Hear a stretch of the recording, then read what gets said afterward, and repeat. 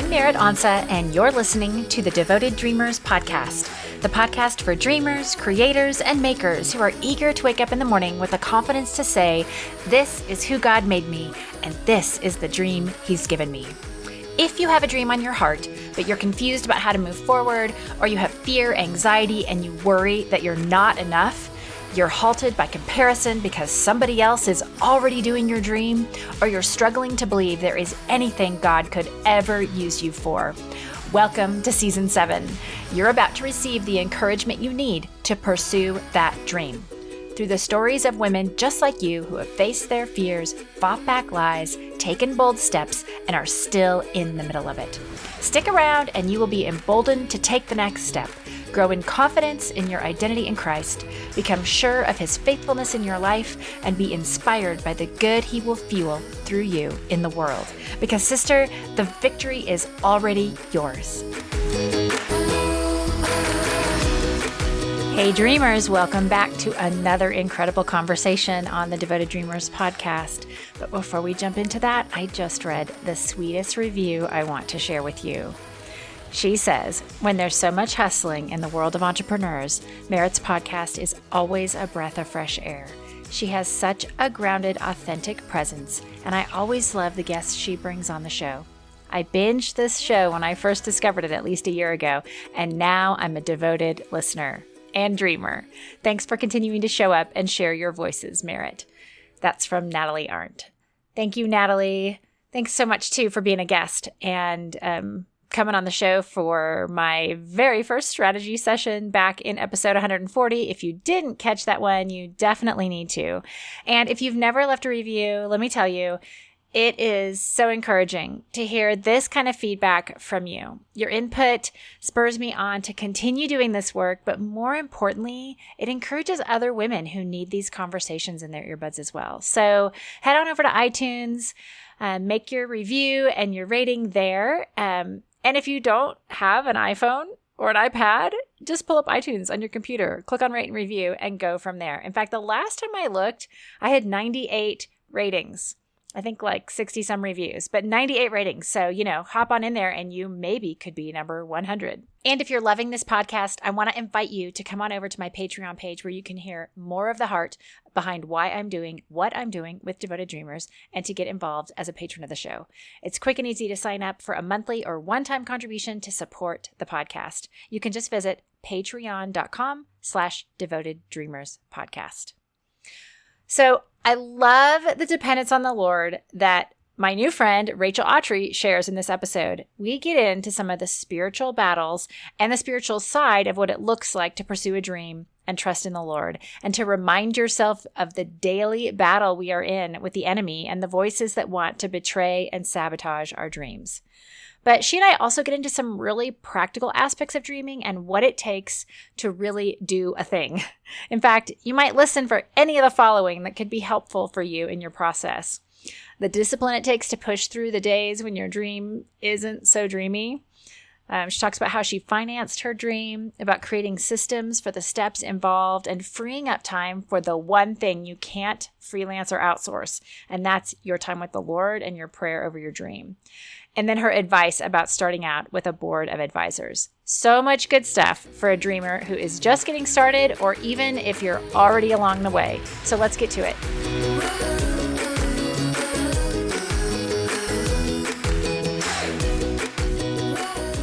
Hey, Devoted Dreamers. It is so fun to be back with you today, and I am looking forward so much to this conversation. I'm excited to introduce you to Rachel Awtrey. She is the host of the Behind the Bliss podcast, and she's in Birmingham, Alabama. And some things that you need to know about her: she just has this heartbeat to create a space for women to share their stories. And so she and I are already hitting it off right away. but really just kind of this reality of what life is like behind the bliss, like behind the facade of what we see, whether on social media or even in real life, but just to get past all of that and to get real and honest and vulnerable and to be with one another, our most real selves. And so there's so much more about Rachel, but I want you to hear it from her. So, hey, Rachel, welcome to the Devoted Dreamers podcast. Hello. Thank you so much for having me. I'm so honored to be here. Oh, it's super fun. And I just discovered, I didn't know this about you or your husband, but last night I was watching your stories, how he's a pilot. And you guys, I think, were out in some field and he was like piloting like a, oh, yeah. What was it? Like a remote control airplane. Yeah. So yes. He's like a real pilot, but you guys were out playing last night. That was really fun. Yeah, he's a real pilot. And then he flies remote control airplanes when he gets bored or the weather's too bad to fly the real thing. So I love him. He's such a boy. I was like, what do you want for Christmas? He said, just really want a remote control airplane. And I was like, you are so precious. I will get you one. Sweet man. So that was your gift to him? Actually, no. Other people covered that. So I was able to spend money on the things we needed, like shoes and jeans, Sweet. On a budget. Always, right? Yeah, you're a podcaster. Yes. Yeah, I was about to say, babe, we're not glamorous. Come on. Yeah. Awesome. Well, let's dig right into it. I would love to have you share, like, what is the dream God has put on your heart? What has he made you for? What are you doing with that? Yeah. Wow. All really fun, big questions. I feel like I have so many dreams on my heart that I had to almost rally it in, like rein it in, figure out what is it exactly that the season would have me called to, what resources do I have, and what do I feel like are the gifts and the talents that he's trying to cultivate in me. And so all of this kind of spearhead into this moment about a year and a half ago where one of my very best friends called me and she said, hey, I think maybe we should start a podcast. And it made sense in that time because her husband was deployed and my husband had a really fun but odd job working at a guest ranch building ropes courses, was just gone a lot. And so I, out of this like loneliness and boredom, I figured, let me pray about it. And to be honest, Mary, I had never really listened to podcasts other than crime podcasts. And so when she asked me, I was like, I don't know anyone's been murdered. I don't know what to talk about. That's so like, funny. Rachel. Yeah, she's like, there's so many other podcasts besides crime. And so, I don't know, I just kind of started praying about it and figured that, yes, like this could be a really cool thing. What a neat platform that we have access to share stories, to share revelation, to be able to declare truth online, with strangers. I don't know, this was so cool. And this big idea that felt bigger than me. And so for some reason, because it felt bigger than me, I just felt safe to dream in that space. And so fast forward, I said yes, and we started this podcast called Behind the Bliss and have really tried to foster a community of women that are hungry to learn, but then also really just need to feel met where they are, whether that's in motherhood or newlywed seasons or college, maybe retirement or empty nesting. Everything. We just feel like we have women that are hungry just to be known and to be heard. And so we bring women on the show every week, kind of like an interview-based podcast where we have people share from struggles with addiction to loneliness, depression, body image issues. We try to cover the whole board because chances are there's someone that's dealing with one of the, several topics we've dealt with. So I'm honored to show up in this space, and my big dream is to take this from online to offline in some way. So I'm praying through what that looks like now. And we've done events, which has been so fun.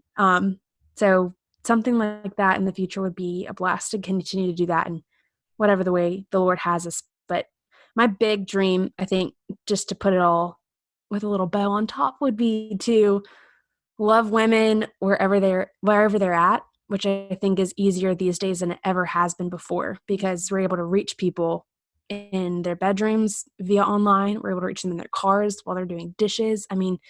You can be in someone's darkest season on one of the darkest days completely by happenstance, like divine circumstance, because of this online world of podcasting. So my heart really is just to reach people that maybe I would have never been invited to reach before. Yeah. Isn't that so interesting? That, Yeah. I mean, 25 years ago, no way. No way. Like No you would have, how. yeah, you would have driven somewhere or gotten on a plane or Yeah. whatever. Yeah. That's You get to awesome. share the good news every day online with whatever resource, whether it's social Yeah. media or creating something as extravagant as this. I Yeah. just, what a blessing. And I didn't want to miss that opportunity of obedience. Yeah. So what kind of feedback have you gotten from the listeners and people that gather where you're sharing? So this may seem really weird, but I love in my free time when I feel really down or maybe not motivated or have those moments, it's easy to agree with enemy, like no one listens, this isn't working. I love to read through our reviews and just kind of glance at the things that people are saying. I have a folder in our Gmail inbox that says when you feel low, and it's all these people that have messaged in or emailed in like you have no idea how much I needed to hear this, or I've never read that scripture before and now I'm like stuck in that book. And I've gotten, I think, the coolest types of reviews and feedback. But I think the coolest part of it all is that the things that I read are, I'm trying to figure out how to even explain this. The things that people have the most great things to say are the moments that I don't remember saying them. And so Yeah. it's so neat to give the Holy Spirit credit to be like, I don't remember that ever coming out of my mouth. And then I go back and listen to the episode. I'm like, sure enough, I said it. I don't remember how, but it's so neat to remember it's not about Rachel. This is not the Rachel show. And that people are being touched by moments that I don't even remember that not are insignificant to me by any means, because they are, but in those moments that I kind of take myself out of the equation are the moments that people respond to the most. So that feedback has been more of a blessing to me, I think, than anyone else.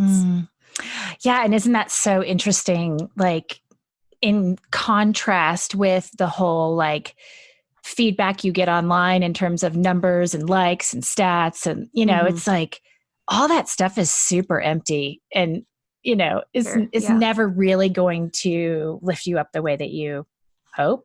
Yeah. Yeah. But to say, oh, the Holy Spirit did something in that person's life because of my obedience, like, that's really sweet. And I think I need it too, because what you and I both are doing is really vulnerable and transparent. And sometimes I joke, I'm like, I feel like I'm booty naked running across a 4-lane highway. Like I feel like I am exposing every inch of myself and my soul to people that I don't know. And to be honest, sometimes I don't even know if I could trust with this information, but I do it because I feel called to it.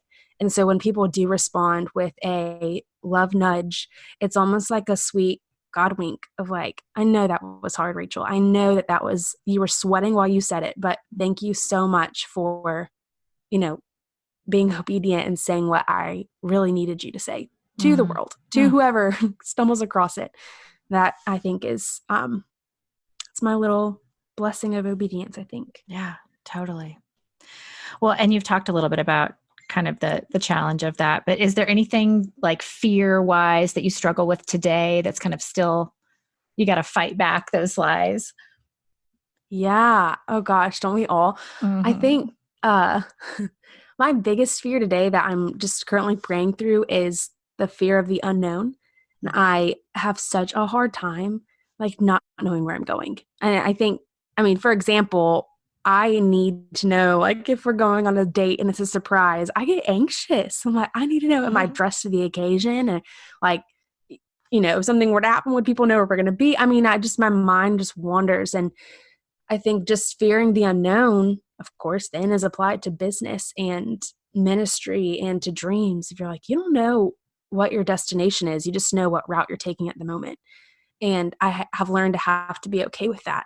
And really have learned that not knowing where you're heading, in the best way possible. Like, of course, you should, have some sort of plan, but I don't want people to hear, just throw it all to the wind. Just but wing it always. Yeah, just wing it. And no.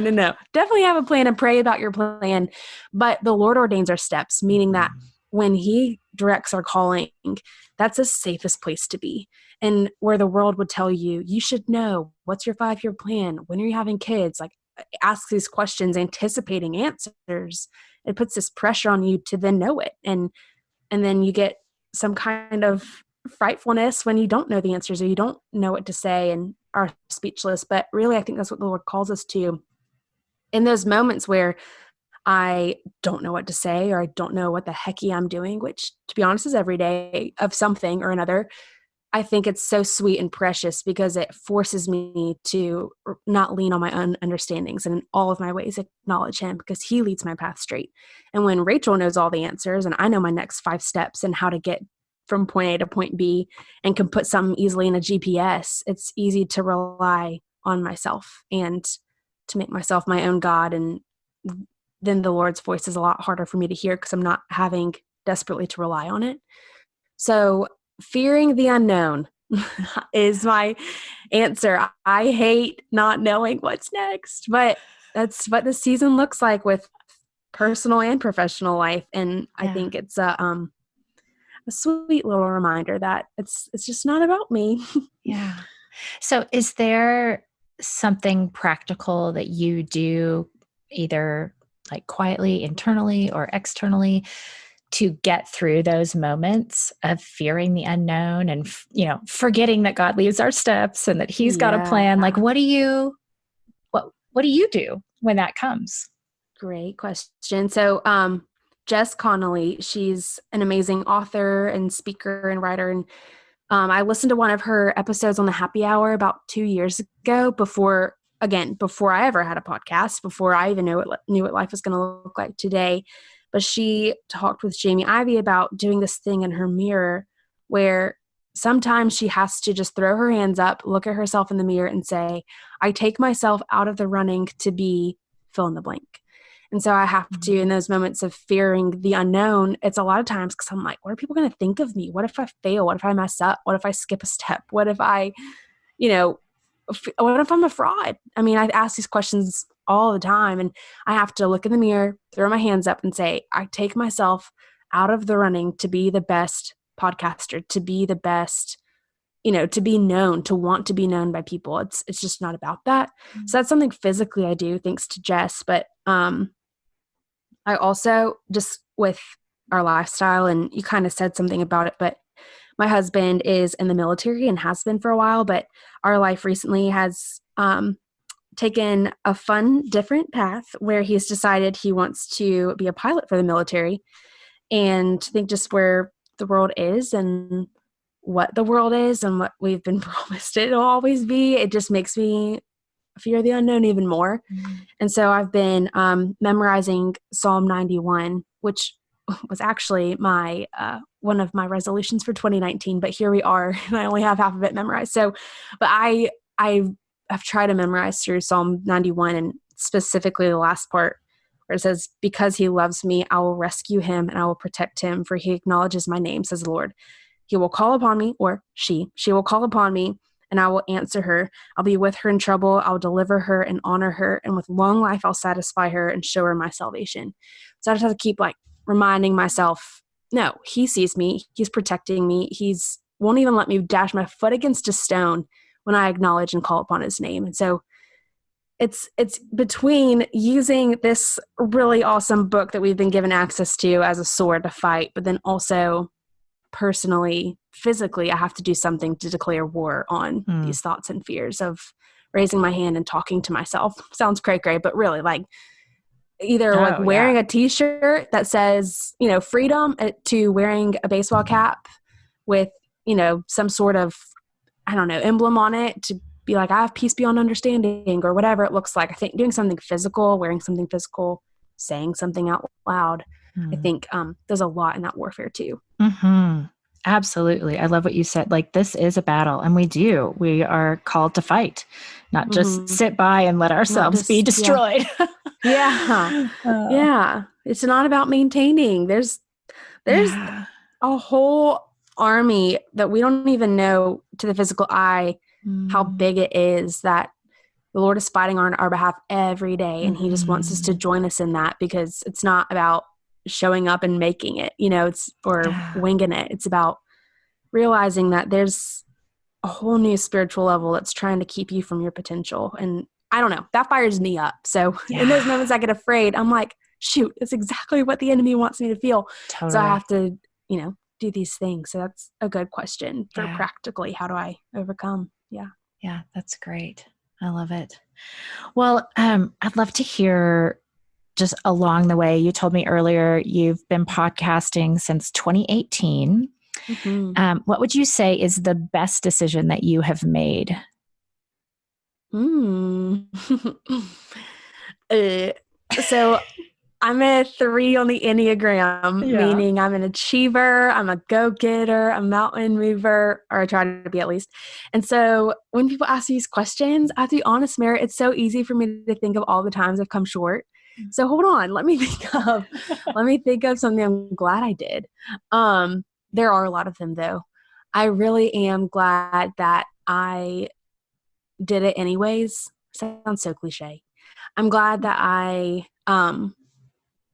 stuck through it. I think there's been just a lot of ups and downs and questions and pauses and moments when I just shouldn't have happened, or I don't know. I lost any kind of favor for this thing because I just am no longer desiring to do this today or this week or whatever. And I have to then, kind of like I was saying before, step in the gap for people that are needing to hear this message, whatever it is that week or that topic, and realize that I have got to show up for my sisters because someone showed up for me. And that's how I feel like I have this relationship with Jesus, or, was able to have that breakthrough last week, was because someone spoke a word to me or encouraged me. And so I'm just grateful and really proud, if I can say that, of just sometimes the discipline that I've been able to have. So where people would say it's fun and chasing your dream is, a blast, and when it comes true, it's even more fun. It's that's just not the case. And it takes a lot of discipline to create the desire sometimes. And so in those moments and in the seasons where it's zero desire, 100% discipline, I'm just really proud that I dug my heels in and just did the work, because it makes the desire come alive, and it also makes those moments of breakthrough for others, or even honestly myself, that much more worth it when I can laugh and be like, I almost didn't do this. I almost did it. I almost canceled this interview today because that's what my emotions were telling me to do, but I had to deny it and show up for myself and other people through discipline. So yeah, and I think that's not too cliche. No, that's what I think. I think that's super helpful because, like you just said, when we watch somebody else pursuing a dream, we kind of fantasize about what that might be like. But when it's us having to buckle down, do the hard work, if you're like me and a little bit behind all the time, staying up till 2 a.m. to finish an episode right before it's going to launch, it's hard. And there are some moments where you kind of might want to quit whatever your dream is. I mean, podcasting or whatever it might be. And so I think you're right. And I'm doing a little bit of work in the first chapter of James right now. And that, perseverance builds character and character builds hope, and hope does not disappoint. That verse came to my mind as you were talking. And if we'd always quit when it was hard or it wasn't the way that we hoped it would be, think about what we would miss out on. So, if Paul in the Bible was stuck in jail and he was like, oh, this is so hard, I hate my life.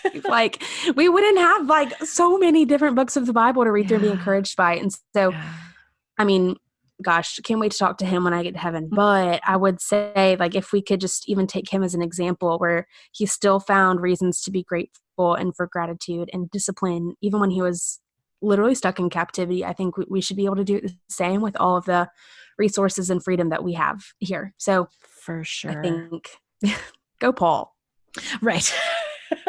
I know, what a great encouragement and mentor we have in him. All the Paul.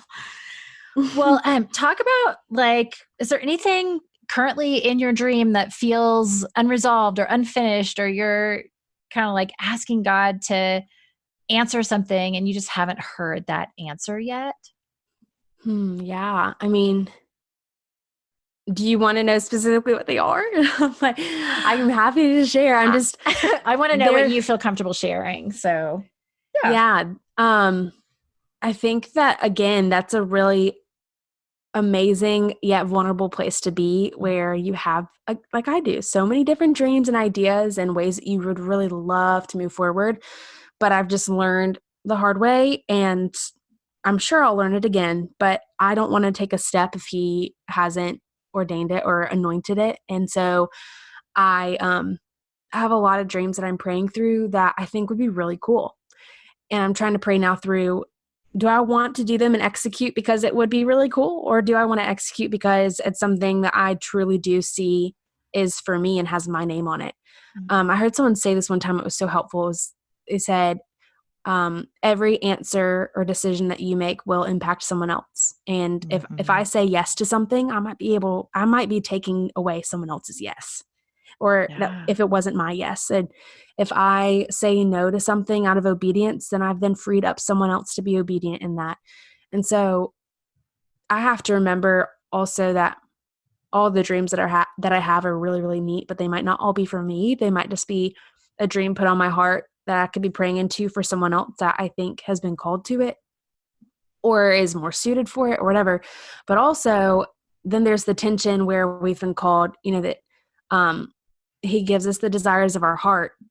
And when I think through that, I think not that he gives us everything that, we want, because that doesn't happen all the time, but he's the one that orchestrates those desires in our hearts. He's the one that even planted them there in the first place. So then I'm in between this tension, and that's what I'm praying through right now is, do I want this because I want it and I'm a big dreamer and a 3 on the Enneagram, or do I want this because it's a desire that's been placed within my heart that might show fruit later on? So, I think with a podcast, you get this, like, it's so 2-dimensional sometimes, and people hear your voice and people never, or sometimes don't see your face, and you work behind a microphone, and although you're talking to someone, I'm the only one in my room right now, and it just feels real lonely and super rigged. And so when you think, and I start dreaming, I'm like, I want to do something in life with women, can hug them, like we can laugh together in community where 2 or more are gathered in my name. There I am also, like that. I want that kind of community and show. And I want to bring this online to offline as much as possible. So I'm kind of praying through what that would look like. Cause again, there's so many routes you could take with that. And we've tried some of them before. We've done some events that have been so cool and neat. They were kind of the pilots to see if this would even work or if they would be enjoyable. And they were so much fun. So I think we're trying to just fine tune it and see what it would look like to buckle down and make our list of things we would do differently and the same. And also just want to make sure we're moving forward with excellence and not just because we can. So, a lot that I'm praying through. A lot. I'm a dreamer. I dream big. My husband is a 9 on the Enneagram. Mine and too. someone before has said like a 9 and a 3 can be so beautiful, but also like so destructive, because we're like the balloon on a string, where I'm the balloon and I'm always like dreaming. And then he's the string where he brings me back down so I don't float away, Right. So yeah, that's kind of what we do.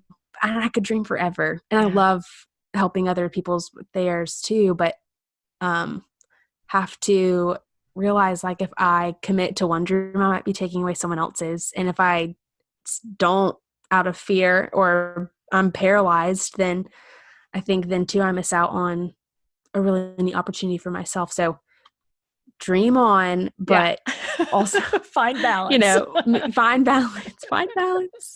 Yes. Well, and I kind of want to ask you a question that I haven't really prepared you for. So no, go for it. As you're talking about all of this stuff and you're kind of heading into, I think, like 2 years of podcasting, and you've done some events, and you have a lot kind of invested in this. Mm-hmm. And it's almost like I can hear that woman who's listening saying, like, how do you finance this deal? Like how do Yeah. I do my dream when I don't know where the money is going to come from and, Mm-hmm. or how, like what the end game is going to be. So are you willing to talk with us a little bit about that? Like Yeah, what you've invested in this and maybe some tips and tricks from a sure. financial perspective? Yeah.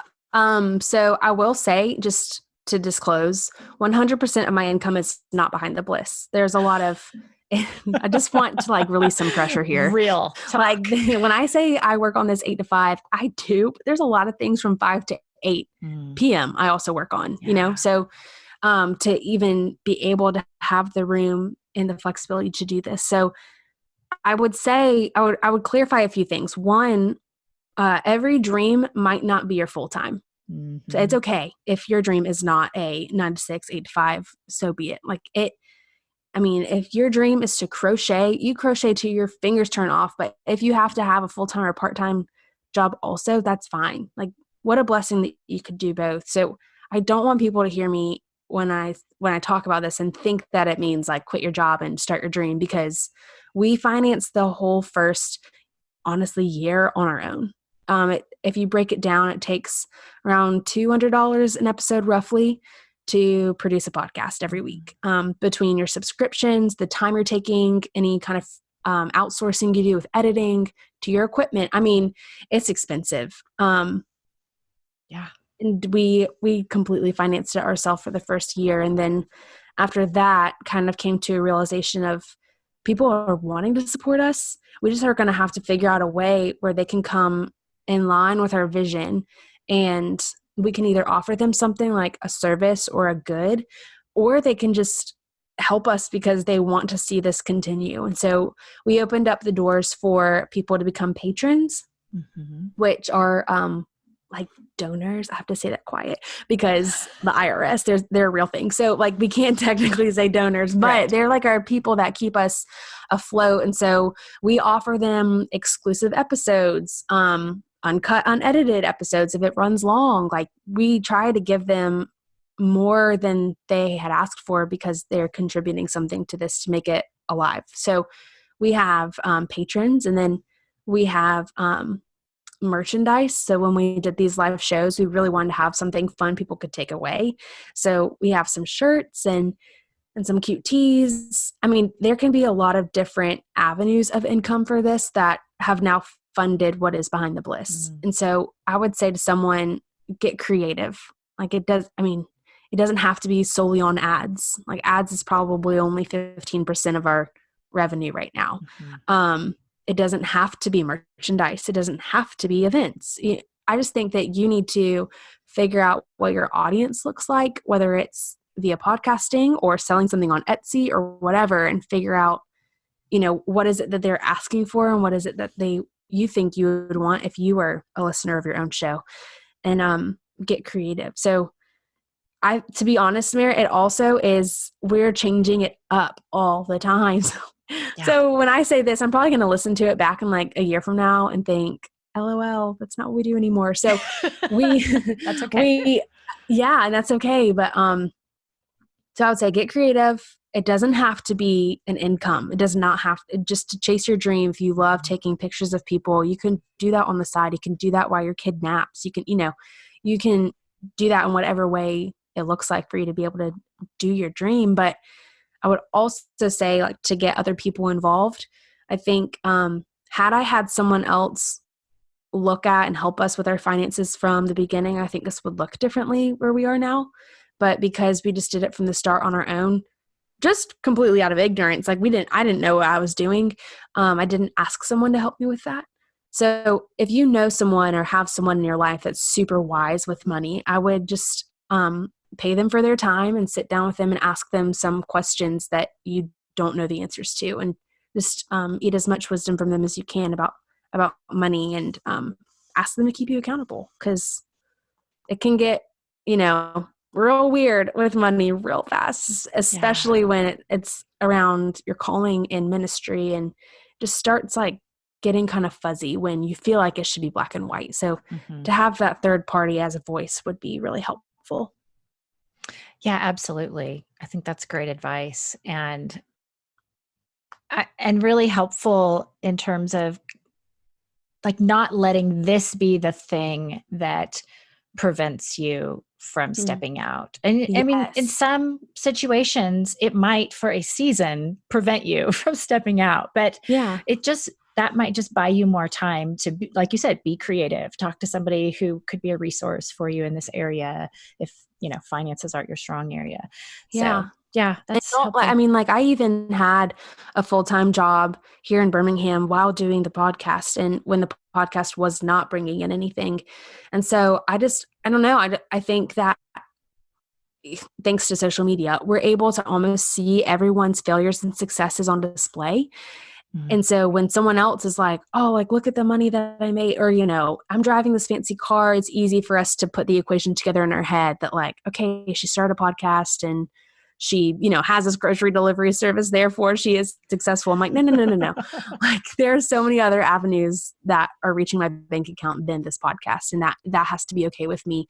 And we weren't promised from the beginning, like in obedience, we were not promised that this would financially be fruitful. That's not why I stepped into Behind the Bliss.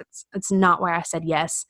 And if it is, I would have burnt out in the first 4 months because it was, I was putting more money into it than I was even seeing come out. So it can't be your motivation. I would just tell someone that, and it's going to be okay if you're doing it for free.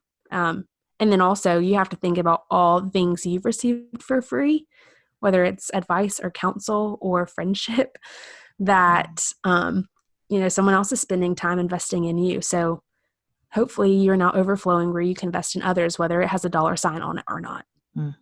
That's great. Thank you. Thank you for going into that. Yeah, I had helpful. to. Yeah. I got to preach to myself too. Totally. I'm doing we're calculating our books on Friday and it always makes me sweat. So yeah, I'll have to listen back. Yeah. Well, and this may kind of flow right from that, but is there anything that you wished you had done differently at the beginning? Yeah. We did a good job of this, but I think I wish I would have done it more intentionally. But I wish we would have maybe like created more systems. And it sounds really logistical coming from all the spiritual talk we've had. But I think that if we came up with more systems from the beginning, like recording videos of how you do things, coming up with a procedure, like, okay, to create an episode every week, it takes steps 1 through 12, and this is who does what step, and all of that, I think would have been really easy when we went through a transition about 6 months ago where my best friend that I was doing this with, she decided like, I bless you to do this on your own. I don't feel called to this. And it was not drama. It was very like fun friendship conversation, but it was just one of those, this is taking a turn for an amazing, really cool full-time, like business. And we had to have a friendship talk. Like if this is for you or not for you, I need to kind of know at this point. So from August is really when it got implemented. Until now, we've been operating just as me as the host rather than having someone else. And so having procedures already been completed and written and recorded before she left really helped us, but I wish we had even done it sooner. So I have some people that are helping me with just some administration and logistic things. I think it would have been easier having that earlier. So you almost are training up someone so that if something worst case scenario were to happen, it's an easy transition and you don't have to spend your energy training or writing systems or rewriting systems when you should be focusing on the one thing you can't freelance, which is your time with the Lord or your time in prayer over your dream or your goal. And so just being diligent in systems logistically will set you up to spiritually be free, and have the room and, kind of just the slack and your rope to be able to do the things that you need to do as the spearhead for whatever dream this is. That's great. Love it. You also mentioned to me something about forming like a board of some sort. Love to hear more about that. So, like I said earlier, I have a lot of dreams. And so to be able to form a board of people that are maybe even like your top givers to whatever you're doing that are a part of it, that are sitting on the backhand from not behind the scenes, but from the platform be like, hey, I would love to invite you into this group of people, and we're going to meet once every 2 weeks, and I want to hear what you're saying, what you're liking, what you're not liking, to best friends that just want to support you, who can meet with you every 2 weeks and be like, how are you doing? Is this working? Is it not working? Is it time to stop or pause or charge harder? I think just having a board of people from different areas of your dream are so important, because then you're able to have outside voices when, if you're like me, you have such a strong inner critic or inner encourager that I just get so high and so low so fast that I need other people to kind of say, hold up. Before you do fill in the blank, do we have this? Do we have a plan?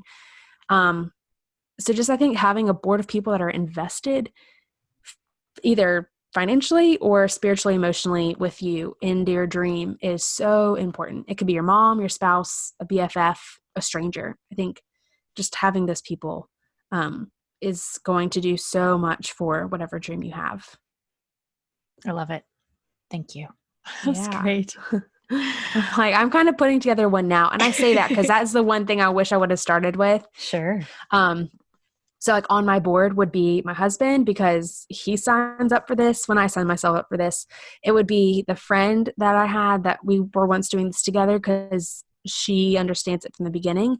It would be a friend that I have that is amazing at processes. And I've met with her personally just to go through brain dump and word vomit. What's going on? And help me, let's put this on a timeline or, an event diagram. She's so organized. So her, and then I would probably have my mom, because she's always joked. She's like, I'm your momager. I'm like, okay, whatever. That's awesome. You can be my momager. So she kind of is able to see outside, because she does not live here with us. We talk frequently, so she has enough inside scoop, but she also has some obviously relational investment and interest in me. And so she's able to say, I love you and I've known you from the beginning, and I just don't see this being a thing for Rachel, respectfully. So those would be my people. It doesn't have to be 10. It could be 2, but I think just having outside voices is important. Absolutely. That's great. Yeah. Well, switching gears a little bit, you mentioned merch, and I know you wanted to give away something too. Which means merchandise. If people are like, what is merch? I said that one time to someone. I was like, oh yeah, we're working on some merch. And they're like, yeah, what's cool. this new word? And then later I was like, it's merchandise. And they're like, oh, it's so cool. I'm like, yeah, sorry.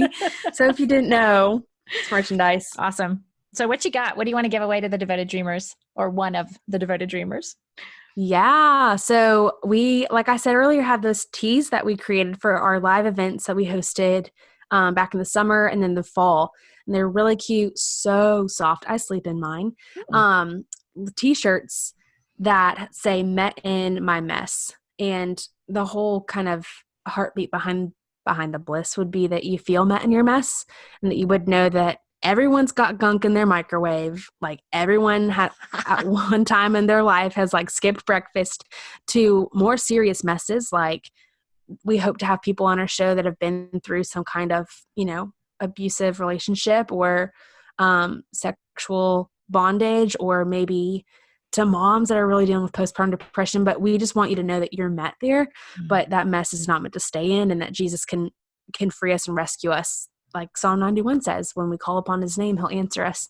So I love these shirts, and kind of like we talked about earlier, it's like my physical representation of whenever I feel completely messy, completely ill-equipped, or not enough, I throw on that t-shirt, and it's kind of my declaration to myself. Like, no, I'm met where I am, and there's a destination for me, but it's okay for me, to recognize my mess and just my humanity, and know that there's sanctification ahead of me. But for right now, I'm comforted where I am, and that's who we have in Jesus, as a comforter. So let's give away one of those shirts. Awesome.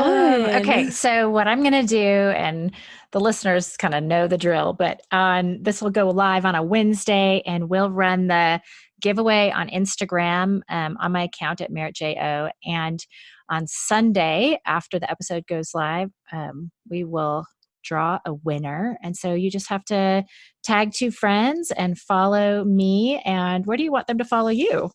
At Rachel Yeah. Awtrey? Let's do Rachel Awtrey. Yeah. Yeah. On Insta. Okay. Rachel.Awtrey. Don't forget the dot. There's another Rachel Awtrey that I hope to meet one day that has Rachel Awtrey. Oh, shoot. I know. I didn't know there were more of us. I know, right? What are the chances? Anyway, thank you so much for offering that. And one lucky winner is going to get that reminder that she is met in her mess. I love it. Yes, me too. I'm excited for her. Mm-hmm. Well, this has been such a sweet time to get to connect with you and hear about your dream and learn more about your podcast. And is there any place else that you want people to come find you or anything else you want to share along those lines? I'm sure you have a website. Yeah, I have a website for Rachel Awtrey things where I share anything goodness from recipes to fun home decor finds to I am all about a good deal. So you can find all of those fun things at rachelawtrey.com or on Instagram at rachel.awtrey. But if you are a podcast girl like Merritt and I, then you can find me at Behind the Bliss Podcast on Instagram or behindtheblisspodcast.com and any different podcasting platform that you're used to listening to. Sweet. Well, Rachel, will you just kind of in summary of all that we've just talked about and all that the Lord has brought you through, just share kind of looking back at where you were before you began to pursue the dream and where you are now. How would you say the Lord has changed you in this process of saying yes to him? He has changed me by introducing me to more, where I know that, I have great things that have been promised to me. And it is really up to me and up to you friends that are listening of where we are in that journey, kind of like in Deuteronomy where Moses was leading people through the wilderness. They were there for 40 days, but their journey was really only supposed to take, 40 years. They're there for 40 years, but the journey was only supposed to take 11 days.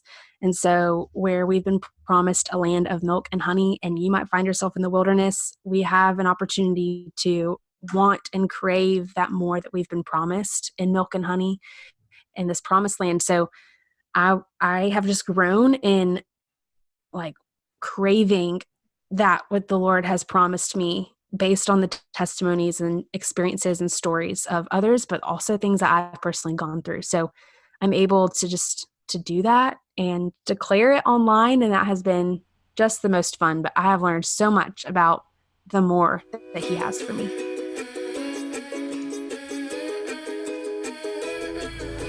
If fear of the unknown is your greatest roadblock, this was the episode for you.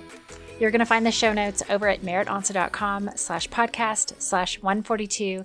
And there I will link to all the things Rachel Awtrey and Behind the Bliss. So go check it out. And then either there or in the show notes in your app, be sure to subscribe to my dream letter. The next edition will be popping into your inbox next week instead of an episode on February 26th. So if you're listening to this in real time, be sure to share that. I also offer like a little box on my Insta stories right before that drops. So feel free to drop your email there as well. I would love to make sure that you get that. So if you've never heard of Behind the Bliss or Rachel, add this one to your podcast list and go check it out, especially if you're in her area, because you never know when she might have another one of those events she talked about. And I think my big takeaway from this conversation is that we have no idea what the Lord has planned for us. He gives us the dream. He points us to the path, maybe even to the next step. Our job is to take it, to trust him, and to, like she said, do what only you can do in terms of investing your time with him and praying over your dream and your decisions, and then leave the rest to him. It's not always easy. Trusting can look like reminding yourself of truth and making the decision over and over and over again to believe that he's got good in mind for you and for your dream. We all want to make an impact, right? I mean, what are those dreams about anyway? Well, here's a quick way to do that right now for someone who needs what you just heard. Will you take a screenshot of this episode, tag me at MerrittJO, and share it in your Instagram stories so that together we can get this encouraging message into the earbuds of the women who are ready to fight back fear, trust their identity in Christ, and unleash the dreams He's given them for their lives. It's so simple to do, and they will thank you for your recommendation. Then, before you go, if you were encouraged by today's episode, don't forget to subscribe and leave a review of the show over on iTunes so other dreamers just like you can find the podcast. Until next time, I would love to connect with you over on Instagram or in the Devoted Dreamers Insiders group on Facebook, where you'll find a community of like-minded women who love Jesus and are in the midst of pursuing the dream He's placed on their hearts. Thank you so much for joining me today, and wherever you are with your God-shaped dreams, may you have the courage to take one step toward their realization today.